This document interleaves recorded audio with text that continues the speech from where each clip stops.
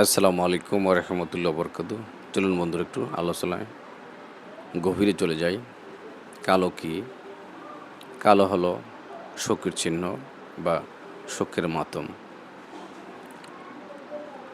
আল্লাহর ঘর কাবা ঘরকে কালো কাপড় দিয়ে আচ্ছাদিত করে রাখা হয়েছে, কারণ সেখানে অগণিত নবী রাসূল পয়গম্বর একদিকে শায়িত রয়েছেন, বলেন না সুবহানাল্লাহ। তারপর লাল কি?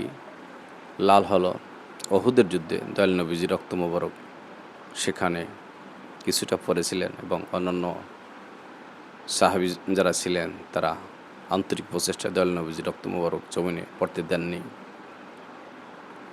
সে উহুদের রক্তের ঝরা, দয়াল নবীজির দেহ মোবারক থেকে রক্তের ঝরা, রক্তর মধ্যে দিয়ে লাল হয়েছে, বলেন না সুবহানাল্লাহ। সাদা, উহুদের যুদ্ধে দয়াল নবীজির দাঁত মোবারক শহীদ হয়েছিলেন, দাঁত মোবারক দান্তাল মোবারক পরে গিয়েছিলেন। সেই দান্তাল মোবারক দিয়েই আজকে রজনীগন্ধা সাদা কিছু তৈরি করছেন মহান মালিক, এবং মহান মালিক সকল কিছুই দয়াল নবীজির নূর মোবারক দ্বারা, পসিনা মোবারক দ্বারা সৃষ্টি করেছেন, তৈয়ার করেছেন, বলেন না সুবহানাল্লাহ। এরপর গোলাপ, গাঁদা ফুল, গোলাপ ফুল, ওই যে গোলাপ ফুল দয়াল নবীজির রক্ত মোবারক দ্বারা সৃষ্টি। দয়াল নবীজির রক্ত মোবারকের গন্ধ সেটা মেশক আম্বারার চেয়েও সুগন্ধি ছিলেন, অতি উত্তম, বলেন না সুবহানাল্লাহ। এবার গাঁদা ফুল স্বর্ণের মতো ঝকঝক করতেছে, সেটা হলো গাঁদা ফুল। সেটাকে আমরা দেশের ভাষায় গোলাপ ফুলও বলি। গাঁদা ফুল দয়াল নবীজির চেহারা মোবারক স্বর্ণের চেয়েও, ওই ফুলের চেয়েও এত এত এত সুন্দর ছিলেন, বলেন না সুবহানাল্লাহ। এলো দয়াল নবীজির থেকে আমরা পেয়েছি, এবং সবুজ হলো মানে নিরাপদ জায়গা, আশ্রয়স্থল, এবং আমাদের আত্মার মুক্তির লক্ষ্যের ঠিকানা দয়াল নবীজির মদিনাতুল মুনাওয়ারা।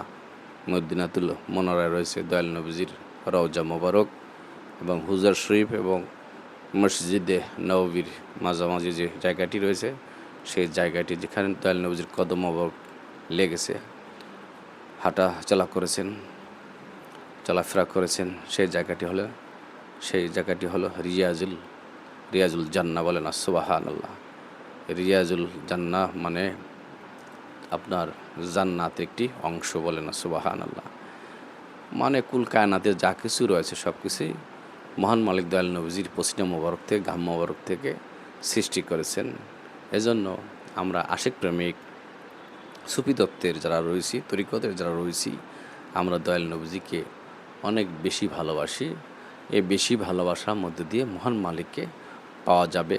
এবং মেতুর রাসুল্লাহ ফাকাতাত আল্লাহা, যে আমার রাসুলকে ভালোবাসলো, যে আমার রাসুলের আনুগত্য করলো, যে আমার রাসুলের এতাত, যে আমার রাসুলের অনুগত হলো, আদর্শ ধারণ করলো, যে আমার রাসুলের জন্য সব কিছু করলো, সে আমি আল্লাহর জন্যই সব কিছু করলো, এবং আমি আল্লাহকে পাবে সে। তিনি বলেন না সুবহানাল্লাহ, সূরা নিসার মধ্যে রয়েছে এই আয়াতে কারিমা। তাই রাসুল প্রেমী হলো ঈমান।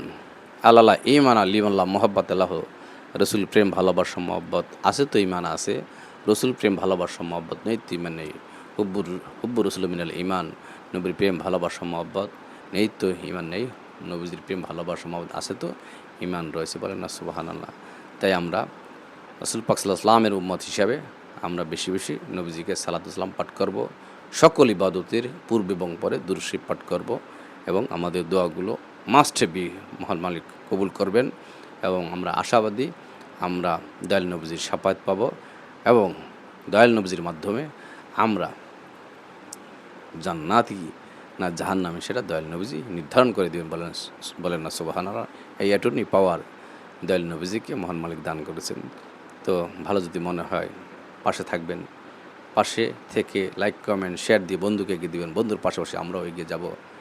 সকলে ভালোবাসা চাই, সকল সৃষ্টিকে ভালোবাসবো মহান মালিকের জন্য। সকলে ভালো থাকুন, সুস্থ থাকুন, ধন্যবাদ ইনশাআল্লাহ। আসসালামু আলাইকুম ওয়া রাহমাতুল্লাহি ওয়া বারাকাতুহু।